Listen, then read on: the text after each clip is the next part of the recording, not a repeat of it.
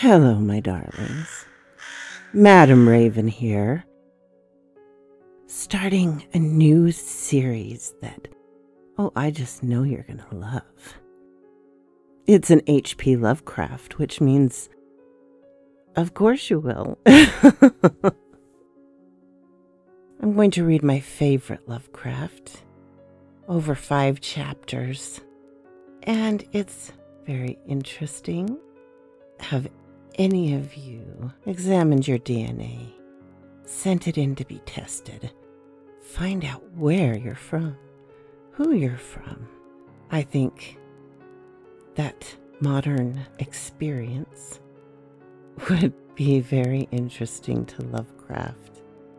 We've all heard of KK members who find out they have African American blood, which we all find very satisfying. We hear about people who are fascinated by cultures that exist in their blood and DNA that they never knew, and their excitement to examine that and learn about it. I haven't had mine done, but both of my parents have, and boring me has not 1 ounce of anything that's not Celtic, Scandinavian, or British, except maybe a tiny part of Eastern European. So boring. I wish there was more exciting things to discover in my DNA. But how does that go with this story? If you've read it, you'll know. And if you haven't, you're about to find out. Shadow over Innsmouth by H.P. Lovecraft.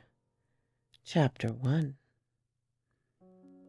During the winter of 1927-28, officials of the federal government made a strange and secret investigation of certain conditions in the ancient Massachusetts seaport of Innsmouth. The public first learned of it in February, when a vast series of raids and arrests occurred, followed by the deliberate burning and dynamiting, under suitable precautions, of an enormous number of crumbling, worm-eaten, and supposedly empty houses along the abandoned waterfront.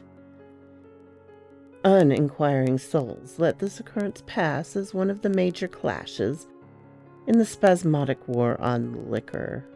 Keener news followers, however, wondered at the prodigious number of arrests and the enormously large force of men used in making them, and the secrecy surrounding the disposal of the prisoners.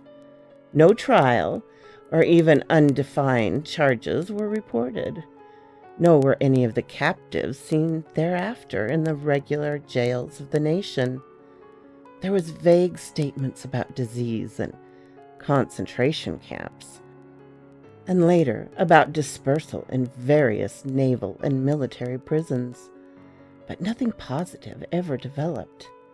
Innsmouth itself was left almost depopulated, and is even now only beginning to show signs of a sluggish, revived existence. Complaints from many liberal organizations were met with long, confidential discussions, and representatives were taken on trips to certain camps and prisons. As a result, these societies became surprisingly passive and reticent. Newspaper men were harder to manage, but seemed largely to cooperate with the government in the end. Only one paper, a tabloid always discounted because of its wild policy, mentioned the deep-diving submarine that discharged torpedoes downward in the marine abyss just beyond Devil Reef. That item, gathered by chance in a haunt of sailors, seemed indeed rather far-fetched, since the low black reef lies a full 1.5 miles out from Innsmouth Harbor. People around the country and in the nearby towns muttered a great deal among themselves, but said very little to the outer world. They had talked about dying and half-deserted Innsmouth for nearly a century, and nothing new could be wilder or more hideous than what they had whispered and hinted years before. Many things had taught them secretiveness, and there was now no need to exert pressure on them. Besides, they really knew very little, for wide salt marshes, desolated and unpeopled, kept neighbors off from Innsmouth on the landward side. But at last I'm going to defy the ban on speech about this thing. Results, I am certain, are so thorough that no public harm save a shock of repulsion could have ever accrued from a hinting of what was found by these horrid raiders at Innsmouth. Besides, what was found might possibly have more than one explanation. I do not know just how much for the whole tale has been told to me even, and I have many reasons for not wishing to probe deeper. For my contact with this affair has been closer than that of any other layman, and I have carried away impressions which are yet to drive me to drastic measures. It was I who fled frantically out of Innsmouth in the early morning hours of July 16th, 1927, and whose frightened appeal for government inquiry and action brought on the whole reported episode. I was willing enough to stay mute while the affairs were fresh and uncertain, but now that it is old story, with public interest and curiosity gone, I have an odd craving to whisper about these few frightful hours in that ill-rumored and evilly shadowed seaport of death and blasphemous abnormality. The mere telling helps me to restore confidence to my own facilities, to reassure myself that I was not simply the first to succumb to a contagious nightmare hallucination. It helps me, too, in making up my mind regarding a certain terrible step which lies ahead of me. I never heard of Innsmouth till the day before I saw it for the first, and so far last time. I was celebrating my coming of age by a tour of New England. Sightseeing, antiquarian, and genealogical, and had planned to go directly from the ancient Newburyport to Arkham, whence my mother's family was derived.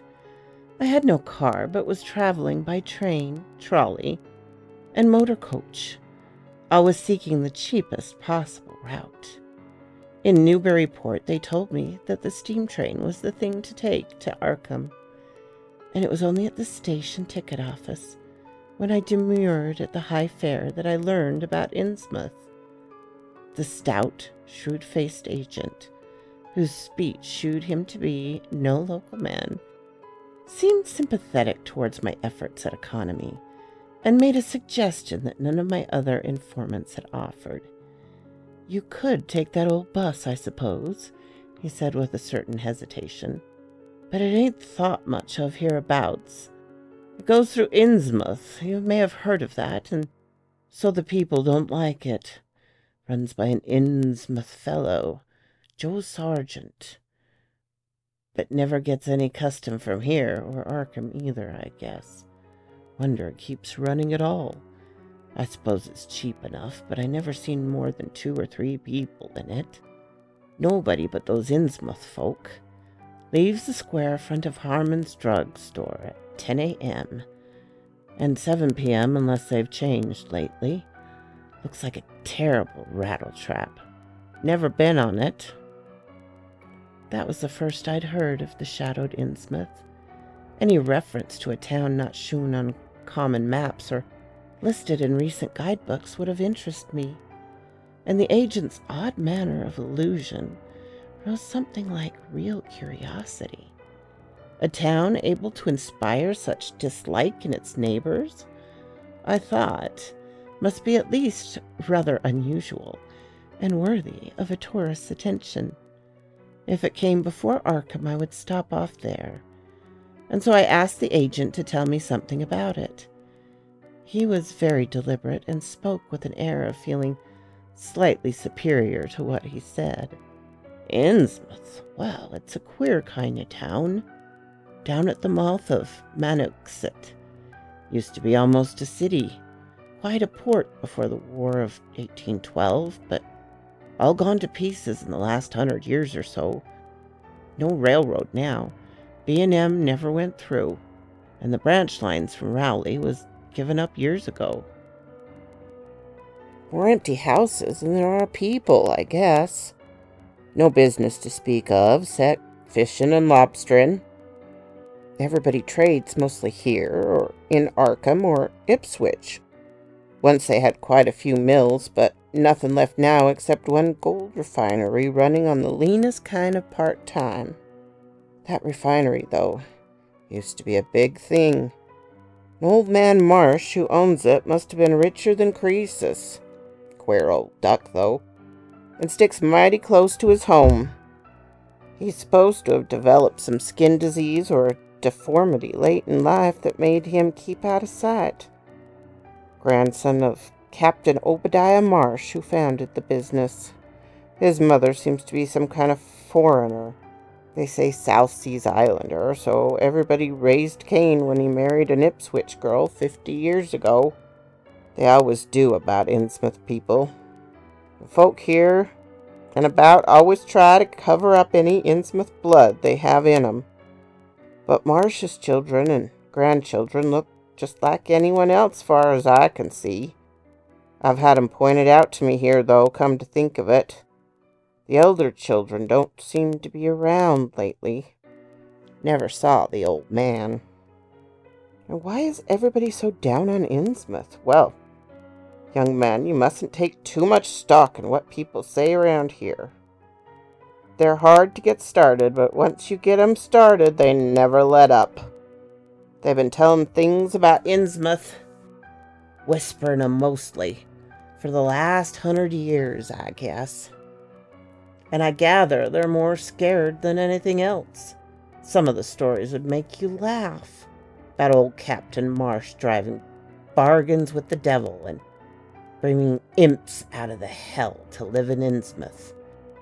Or about some kind of devil worship and awful sacrifices in some place near the wharves that people stumbled on around 1840 or thereabouts, but I come from Panton, Vermont, and that kind of story don't go down well with me.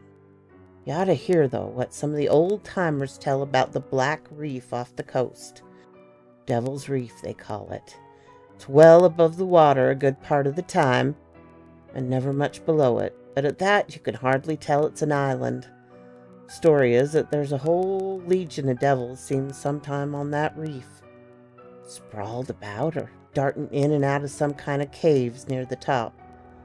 It's a rugged, uneven thing, a good bit over a mile, and towards the end of shipping days, sailors used to make big detours just to avoid it. That is, sailors that didn't hail from Innsmouth. One of the things they had against old Captain Marsh was that he was supposed to land on it, sometimes at night when the tide was right. Maybe he did, for I dare say the rock formation was interesting, and it's just barely possible that he was looking for pirate loot, maybe finding it. But there was talk of his dealings with demons there. In fact, I guess the whole of it was really the captain that gave the bad reputation to the reef. That was before the big epidemic of 1846, when over half the folk in Innsmouth was carried off. They never did quite figure out what the trouble was, but it was probably some foreign kind of disease brought from China or somewhere by the shipping. It surely was bad enough. There was riots over it, all sorts of ghastly doings that I don't believe ever got outside of town, and it left the place in awful shape. Never came back. There can't be more than 300 or 400 people living there now. But the real thing behind the ways folk feel is simply race prejudice. And I don't say I'm blaming those that hold it. I hate those Innsmouth folk myself, and I wouldn't care to go to their town. I suppose you know, though. I can see that you're a Westerner by your talk. what a lot of our New England ships used to have to do with queer ports in Africa, Asia, South Seas, and everywhere else. What queer kinds of people they sometimes brought back with them. You probably heard about the Salem man that came home with a Chinese wife, and maybe you know that there's still a bunch of Fiji Islanders somewhere around Cape Cod.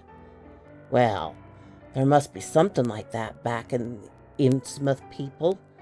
The place always was badly cut off from the rest of the country by marshes and creeks. We can't be sure about the ins and outs of the matter, but it's pretty clear that old Captain Marsh must have brought home some odd specimens when he had all 3 of his ships in commission back in the 20s and 30s. There certainly is a kind of streak in the Innsmouth folk today. I don't know how to explain it, but it sort of makes you crawl. You'll notice a little in Sargent if you take the bus. Some of them have queer, narrow heads, flat noses, and bulgy, staring eyes that never seem to shut, and their skin ain't quite right. Rough and scabby, and the sides of their neck are all shriveled or creased up. Get bald, too, very young. The older fellows look the worst, in fact. I don't believe I've ever seen an old chap of that kind. Guess they must die of looking in the glass. Animals hate 'em. They used to have lots of horse trouble before autos came in. Nobody around here in Arkham or Ipswich will have anything to do with them, and they act kind of offish themselves when they come into town, or when anybody tries to fish on their grounds. Queer how fish are always thick off Innsmouth Harbor, when there ain't any anywhere else around. But just try to fish there yourself, and you'll see how the folk chase you off. Those people used to come here on the railroad, walking and taking the train at Rowley after the branch was dropped, but now they use the bus. Yes, there's a hotel in Innsmouth called Gilman House, but I don't believe it can amount to much. I wouldn't advise you to try it. Better stay over here and take the 10 o'clock bus tomorrow morning, and then you can get an evening bus there for Arkham at 8 o'clock. There was a factory inspector who stopped at Gilman a couple of years ago. He had a lot of unpleasant hints about the place. Seemed they get a queer crowd there, for this fellow heard voices in the other room, though most of them were empty. That gave him the shivers. It was foreign talk, he thought, but he said the bad thing about it was the kind of voice that sometimes spoke. It sounded so unnatural, slopping like, he said. He didn't dare undress and go to sleep. Just waited up and lit out first thing in the morning. Talk went on most all night. This fellow, Casey was his name, had a lot to say about how the Innsmouth folk watched him and seemed kind of on guard. He found the Marsh refinery a queer place. It's in an old mill on the lower falls of Manoex. What he said tallied up with what I'd heard. Books in bad shape and no clear account of any dealings. You know, it's always been a kind of mystery where the Marshes get the gold they refine. They never seem to do much buying in that line, but years ago they shipped out an enormous lot of ingots. Used to be talk of queer, foreign kind of jewelry that the sailors and refinery men sometimes sold on the sly, or what was seen once or twice on some of the Marsh women folk. People allowed maybe old Captain Obed traded for it for some heathen port, especially since he was always ordering stacks of glass beads and trinkets and such, as seafaring men used to get there for native trade. Other thought and still think he found an old pirate cache out on Devil's Reef. But here's a funny thing. The old captain's been dead there 60 years, and there ain't been a good-sized ship out of the place since the Civil War. And just the same, the Marshes still keep on buying a few of those native trading things. Mostly glass and rubber gewgaws, they tell me. Maybe the Innsmouth folk like 'em to look at themselves. God knows they've gotten to be about as bad as South Sea cannibals and Guinea savages. That plague of '46 must have taken off the best blood in the place. Anyway, they're a doubtful lot now, and the Marshes and other rich folk as bad as any. As I told you, there probably ain't more'n 400 people in the whole town, in spite of all the streets they say they are. I guess they're what they call white trash down south. Lawless and sly and full of secret doings. They get a lot of fish and lobsters and do export by truck. Queer how the fish swarm right there and nowhere else. Nobody can ever keep track of these people, and the state school officials and census men have a devil of a time. You can bet that prying strangers ain't welcome around Innsmouth. I've heard personally of more than one business government man that's disappeared there, and there's loose talk of one who went crazy and is out at Danvers now. They must have fixed up some awful scare for that fella. Why, I wouldn't go at night if I were you. I've never been there, and have no wish to go, but I guess a daytime trip couldn't hurt you, even though the people hereabouts would advise you not to make it. If you're just sightseeing and looking for old-time stuff, Innsmouth ought to be quite a place for you. And so I spent part of that trip at the Newburyport Public Library, looking up data about Innsmouth. When I had tried to question the natives in the shops, the lunchroom, the garages, and the fire station, I had found them even harder to get started than the ticket agent had predicted, and realized that I could not spare the time to overcome their first instinctive reticence. They had a kind of obscure suspiciousness, as if there was something amiss with anyone too much interested in Innsmouth. At the YMCA, where I stopped, the clerk merely discouraged my going on such a dismal, decadent place, and the people at the library shewed much the same attitude. Clearly, in the eyes of the educated, Innsmouth was merely an exaggerated case of civil degradation. Essex County histories on the library shelves had very little to say, except that the town was founded in 1643, noted for shipbuilding before the Revolution, a seat of great marine prosperity in the early 19th century, and later a minor factory center using the Manox's power. The epidemics and riots of 1846 were very sparsely treated, as if they formed a discredit to the county. Reference to decline were few, though the significance of the later record was unmistakable. After the Civil War, all industrial life was confined to the Marsh Refining Company, and the marketing of gold ingots formed the only remaining bit of major commerce aside from the eternal fishing. That fishing paid less and less as the price of the commodity fell, and larger-scale corporations offered competition. There was never a dearth of fish around Innsmouth Harbor. Foreigners seldom settled there, and there was some discreet veiled evidence that a number of Poles and Portuguese who had tried it had been scattered in a particularly drastic fashion. Most interesting of all was a glance reference to the strange jewelry vaguely associated with Innsmouth. It had evidently impressed the whole countryside more than a little, for mentions were made of specimens in the Museum of Miskatonic University at Arkham, and in the display room of Newburyport Historical Society. The fragmentary description of these things were bald and prosaic, but they hinted to me an undercurrent of persistent strangeness. Something about them seemed so odd and provocative. I could not put them out of my mind, and despite the relative lateness of the hour, I resolved to see the local sample, said to be a large, queerly proportioned thing, evidently meant for a tiara, if it could possibly be arranged.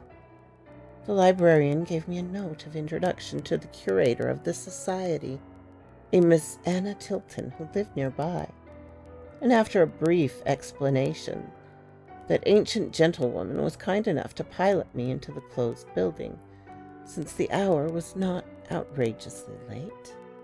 The collection was a notable one indeed, but in my present mood I had eyes for nothing but the bizarre object which glistened in a corner cupboard under the electric lights.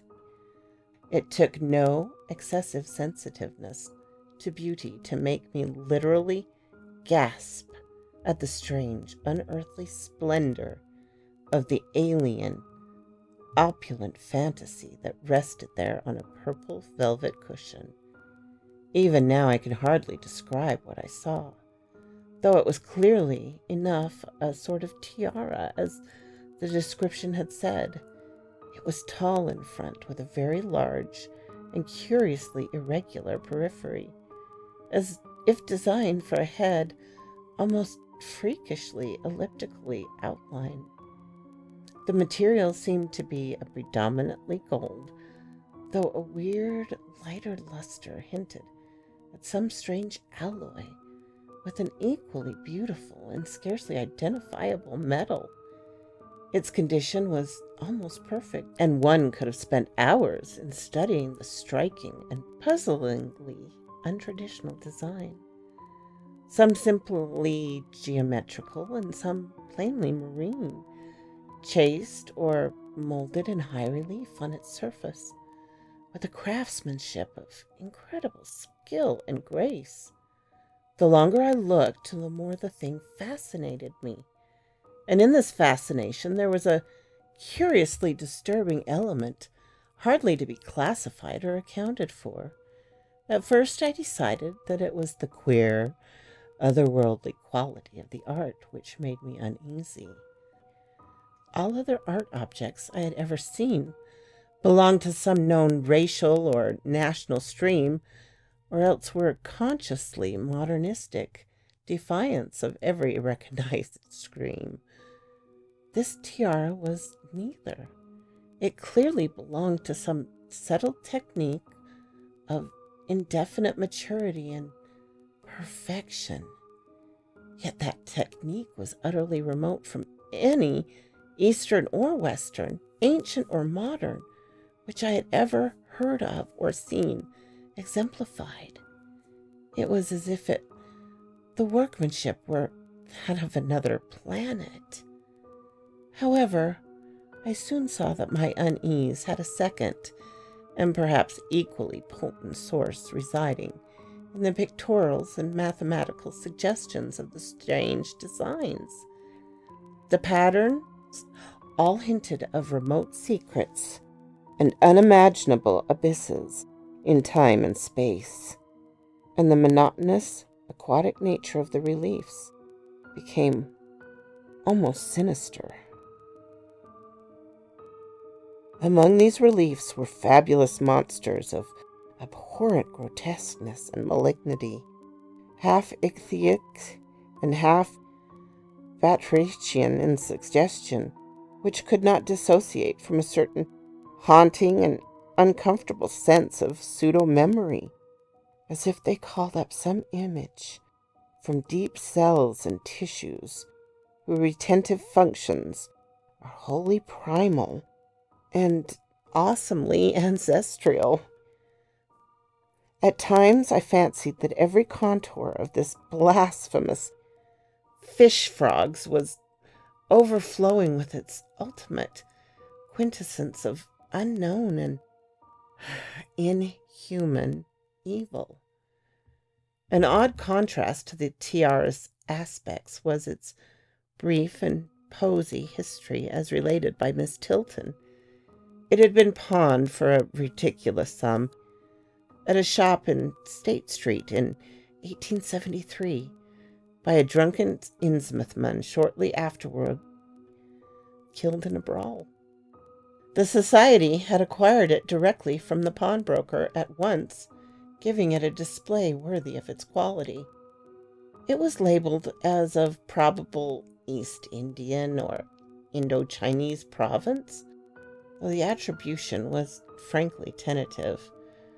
Miss Tilton, comparing all possible hypotheses regarding its origin and its presence in New England, was inclined to believe that it formed part of some exotic pirate horde discovered by old Captain Obed March. This view was surely not weakened by the insistent offers of purchase at the high price which the Marshes began to make as soon as they knew of its presence, and which they repeated to this day despite the Society's unvarying determination not to sell. As the good lady shooed me out of the building, she made it clear that the pirate theory of the Marsh fortune was a popular one among the intelligent people of the region. Her own attitude towards shadowed Innsmouth, which she had never seen, was one of disgust at the community slipping far down the cultural scale, and she assured me that the rumors of devil worship were partly justified by a peculiar secret cult which had gained force there and engulfed all the Orthodox churches. It was called, she said, the Esoteric Order of Dagon, and was undoubtedly a debased, quasi-pagan thing imported from the East a century before, at a time when the Innsmouth fisheries seemed to be going barren. Its persistence among a simple people was quite natural in the view of the sudden and permanent return of abundantly fine fishing, and it soon came to be the greatest influence on the town, replacing Freemasonry altogether and taking up headquarters in the old Masonic Hall on New Church Green.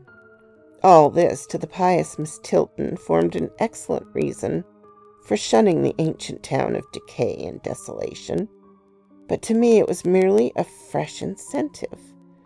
To my architectural and historical anticipations was now added an acute anthropological zeal. I could scarcely sleep in my small room at the Y as the night wore away. So quoth this raven. It is weird, my darlings, to read of such open racism. Most people were in that day. Sadly, Lovecraft was. Agatha Christie was. It's what people learned. But it's great to see we've moved on. For the most part. Who knows? All the interesting, hundreds and hundreds of years ago, the mixing of different peoples due to the seafaring is so fascinating. At any rate, my darlings, there's chapter 1 of Shadow over Innsmouth. If you liked it, please like, subscribe, ring the little bell so you'll know when part 2 is out. And I will see you next time, my darlings. Thank you for dropping in. Bye-bye now.